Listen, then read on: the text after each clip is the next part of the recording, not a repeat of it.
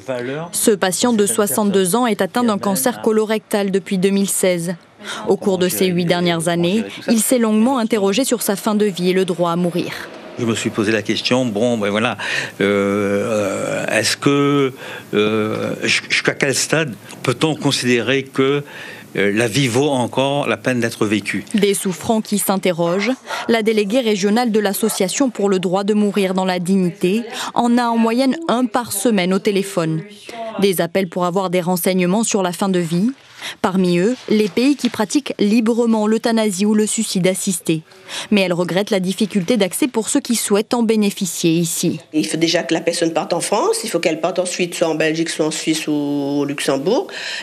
En règle générale, dans ces cas-là, on a envie d'être accompagné d'un proche, bien sûr, c'est normal aussi. Donc ça fait 2 voyages à payer. Et ça, il n'y a que les personnes qui ont les moyens qui peuvent partir. Donc ça veut dire qu'une fois de plus, aujourd'hui, il n'y a que les gens qui ont des moyens. Donc il n'y a pas d'égalité aussi sur cette question-là.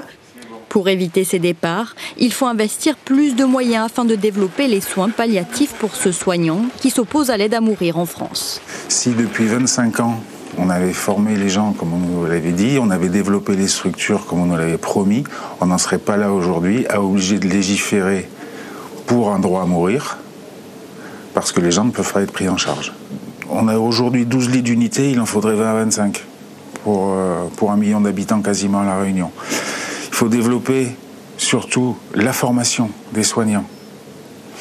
Il faut développer le temps qu'on va passer avec les gens. Ce propos, cet autre médecin y adhère en partie, mais il ne doit pas empêcher le projet de loi selon lui. Il y a des situations où les soins palliatifs sont dépassés, où les douleurs sont insupportables, où les maladies de Charcot sont avancées, où les cancers sont généralisés, où les douleurs sont à la fois physiques et morales, et on ne peut plus rien faire d'autre que de provoquer un accompagnement jusqu'aux soins ultimes, c'est-à-dire jusqu'au décès.